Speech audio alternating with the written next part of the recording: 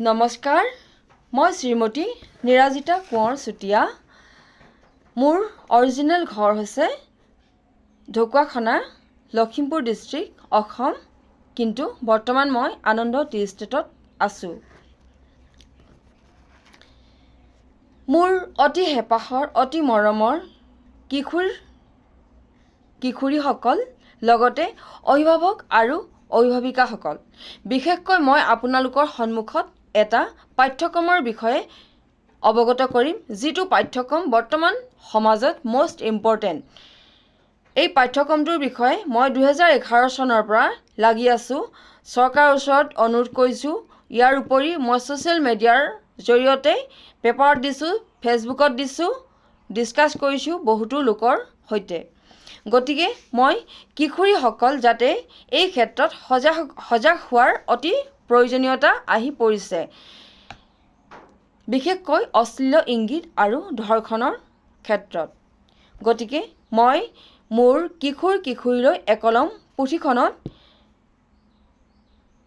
কিছুমান নীতিগত কথা উল্লেখ কৰিছোঁ অনুচ্ছেদ অনুসৰি, যিহেতু সেই পুথিখনত আমাৰ কিশোৰীসকল ছাত্ৰাৱস্থাৰ পৰাই কেনেকৈ প্ৰগতিশীল পথত আগুৱাই যাব পাৰিব সেই বিষয়ে উল্লেখ কৰিছোঁ। গতিকে সেই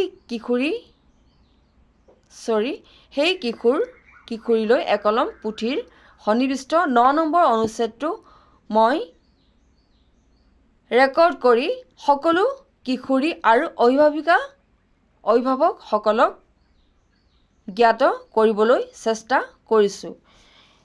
এতিয়া শুনক সেই অনুচ্ছেদটোত কি আছে। কিশোৰীলৈ একলমত সন্নিৱিষ্ট 9 নম্বৰ অনুচ্ছেদ। বৰ্তমান কালত কিশোৰীৰ অধিক ধৰ্ষণ হোৱা পৰিলক্ষিত হৈছে। গতিকে কিশোৰী এগৰাকী যাতে ধৰ্ষণৰ কবলত নপৰে, তাৰ বাবে আমি সদায় সাৱধানতা অৱলম্বন কৰিব লাগিব। কোনো উদণ্ড যুৱকে অশ্লীল ইংগিত, অশ্লীল ব্যৱহাৰ, ধৰ্ষণ আদিৰ দৰে নিকৃষ্ট কাৰ্য কৰে অথবা প্ৰলোভন দি, যেনে 100 টকা দিম, 50 টকা দিম, চুবলৈ দে, কৰিবলৈ দে, দিবি নেকি, তেন্তে অতি শীঘ্ৰে আইনৰ সহায় ল'ব লাগিব। কিশোৰী এগৰাকীয়ে বজাৰলৈ গ'লে পিতৃ-মাতৃৰ লগতহে যাব লাগিব। কাৰণ কিছুমান উদণ্ড দোকানীয়ে শৰীৰত কাপোৰৰ জোখ লোৱাৰ চলেৰে কিশোৰী এগৰাকীৰ গুপ্তাংগত হাত দিয়ে। গতিকে সাৱধান হ'ব লাগিব। কিশোৰীবিলাকে প্ৰথমে পিতৃ বা মাতৃক অৱগত কৰিব লাগিব।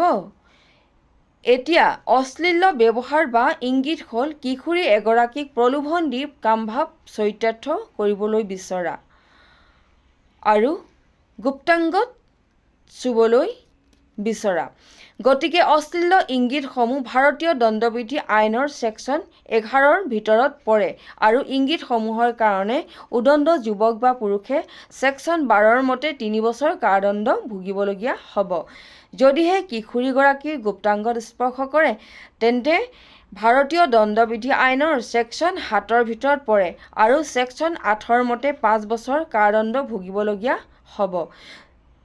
যদিহে কিশোৰীগৰাকী এবাৰ ধৰ্ষিতা হয়, তেন্তে দোষী বা ধৰ্ষণকাৰীক উপযুক্ত শাস্তি পাবৰ কাৰণে 2012 বৰ্ষত ছেক্সুৱেল অফেন্সেছ অনুসৰি the protection of children from sexual offences 2012 নামৰ আইন এখন প্ৰৱৰ্তন কৰে। ছেকশ্যন 4 ৰ মতে ধৰ্ষণকাৰীক বা দোষী 8 ৰ পৰা 10 বছৰ কাৰাদণ্ড দিয়া হয়। যেতিয়া এগৰাকী কিশোৰীক উপৰ্যুপৰি ধৰ্ষণ কৰা হয়, তেতিয়া ছেকশ্যন 6 ৰ মতে ধৰ্ষণকাৰী বা দোষীক 10 বছৰ পৰা যাৱজ্জীৱন কাৰাদণ্ড দিয়া হয়। ইয়াৰ কাৰণে পুলিচ ভেৰিফিকেশ্যন হয় আৰু কিশোৰী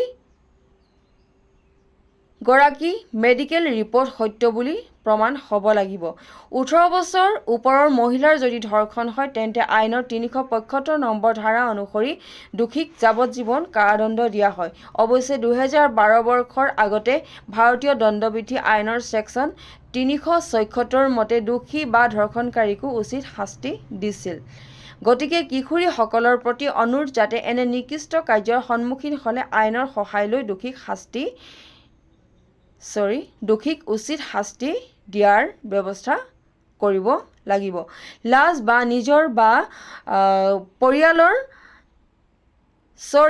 লাজ আৰু নিজৰ বা পৰিয়ালৰ আত্মসন্মানত আঘাত লাগে বুলি দোষীক এৰি দিয়াৰ যুক্তি নাই।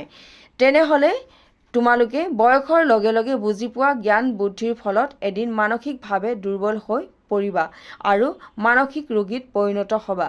ইয়াৰ প্ৰভাৱ তোমাৰ সমস্ত শৰীৰত পৰিব, লগতে তোমালোকৰ পঢ়া জীৱনটো তিল তিলকৈ শেষ হৈ যাব।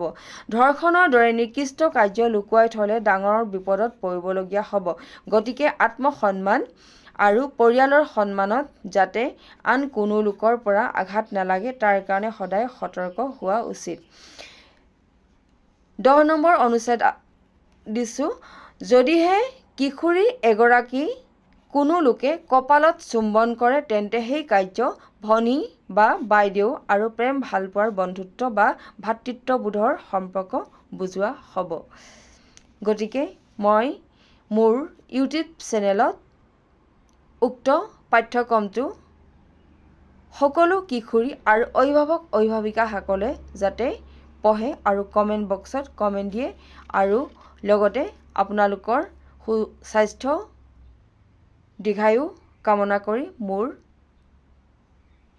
পাঠ্যক্ৰমটো সামৰণি মাৰিছোঁ। ধন্যবাদ।